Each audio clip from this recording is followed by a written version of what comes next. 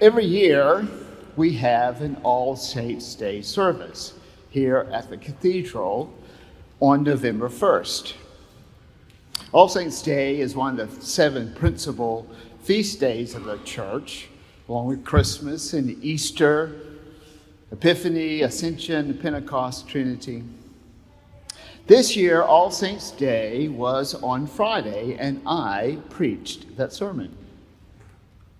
Since I am the one who sets the rota or rotation for the clergy preaching schedule, and since the readings are the same for All Saints' Day on Friday as they are on All Saints' Day observed today, I chose to preach again this All Saints' Day so I could have part 2 of my sermon. On Friday, I preached that the first lesson from Wisdom of Solomon, a book of the Apocrypha, is the same reading we have today. And it is a peculiar but critically important for All Saints' Day readings. Included in the summary of which I preached on Friday is that the Wisdom of Solomon was only written about 100 years before the coming of Jesus. What is remarkable is this reading emphasizes a brand new understanding arising from the circumstances the Jews found themselves in. 1,000 years before this was no impact, but 100 years before the coming of Jesus was a great impact. Long story short, the Jews spent many generations after their return from Babylon to rebuild the temple. But during that period of rebuilding, the Syrians came into power in the region. And eventually the Syrians took over Jerusalem. They filled the city and the temple with pagan rituals and offered pagan sacrifices on the high altar. In response, there was a revolt by the Jews to retake the temple. But the revolt was put down, and many Jewish rebels were killed. Years went by, the Jewish revolt continued, but eventually it succeeded. However, a shift had been occurring with the Jewish people during this time. The question began to arise, how do we honor the sacrifices of those rebels who died defending the altar? And what arose from that period, right before Jesus, was a belief that the martyrs of these rebellions would be welcomed into heaven as righteous, and their life after death would be secured and blessed. Mind you, this isn't new in the history of that time, but it is new and revolutionary for the Jewish faith.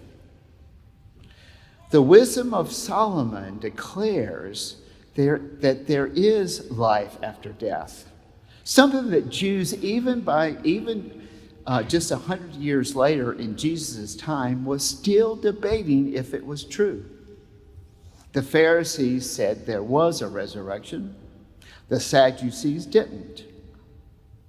But the Wisdom of Solomon in today's reading, just about 100 years before Jesus, recounts this shift in belief. And it was read this morning. The souls of the righteous are in the hand of God, and no torment will ever touch them. In the eyes of the foolish, they seem to have died, and their departure was thought to be a disaster. And they are going from us to be their destruction, but yet they are at peace. For in the sight of others they were punished. Their hope is full of immortality. It's just a phrase, just a reading that we have in today's scriptures, but for them it was revolutionary. The righteous are given a reward in heaven. My point was that this principal feast day of All Saints where we remember those who have died in faith, really had its beginnings only 100 years or so before Jesus, and a millennia of doubt before that.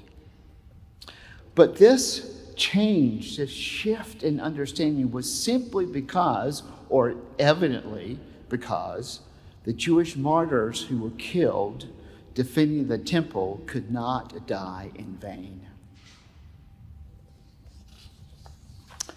Everything in our ancestor faith of Judaism was a living, breathing covenant with God. And the thing that we must remember is that it changed as we changed. The covenant with God reacted to our decisions and actions. Our interactions with God make covenant, but also make history. And God responds to the history we make together. We do not worship in a dead faith, but a living faith that changes along with human history. This is where part 2 of my sermon comes in. By the time Jesus arrived, a new foothold in Jewish faith had been carved out to make room for the belief in life after death. And this new interpretation of life after death was spreading rapidly, spreading to the point that the faith in life after death becomes a part of Jesus' teaching. This would not have been so 100 years before, but at Jesus' coming, it is true, and Jesus incorporates it into his teachings. Now stick with me now. In this continuum, we arrive at the scene depicted in John chapter 11, the raising of Lazarus. A few verses before today's reading, Mary and Martha replied to Jesus they believe in the resurrection of the dead, something that would have been unthinkable 100 years before that. In today's reading, we probably have the most famous passage in all the Bible. Jesus wept. Well, much scholarly ink has been used to debate why Jesus was weeping. Was he weeping in anger and sorrow and dismay? Was he incredulous? Was it righteous rage? And while the scholars argue what emotion Jesus was expressing, the thing that I want to point out is Jesus was interacting. He was responding to the lives of the people around him. In other words, Jesus is moved. And our teaching says if Jesus is moved, God is moved. God reacts.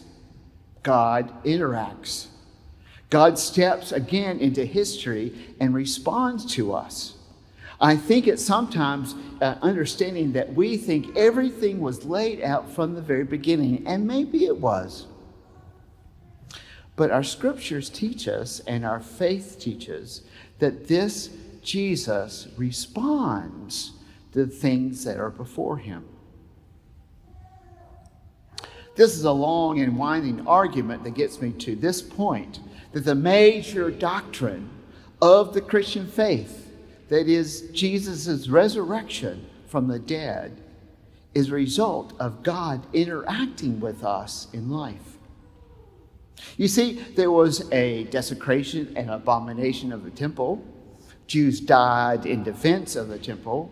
From that grows a belief and reward in heaven after death.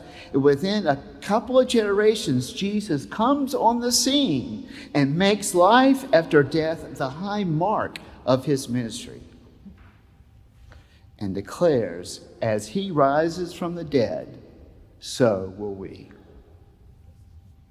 You see, I see this history timeline as God choosing the moment that Jesus was born into. He chose for Jesus to come to emerge in his ministry at the time that the belief in the resurrection from the dead was coming about. God responds to us, and you could add in real time. God responds to our actions and interactions we have with God and each other. So that means God chooses a time when belief in life after death was starting to bud, and then Jesus comes. If the salvation of history is God acting and reacting and interacting with us in real time, what does that mean for us today? For those who have died, and for those we remember today, it means their journey is complete, and we celebrate their life, the love, the loss, and all that means to us. They have fought the good fight. They have kept the faith. For Ellen and Gabriel, whom we baptize today, and all others who are baptized today, the lesson is that God will be acting and interacting and reacting now and will do so throughout their lives. God will be with them in their decisions and in their sorrows, in their mistakes and in their celebrations. God will never leave Ellen and Gabriel.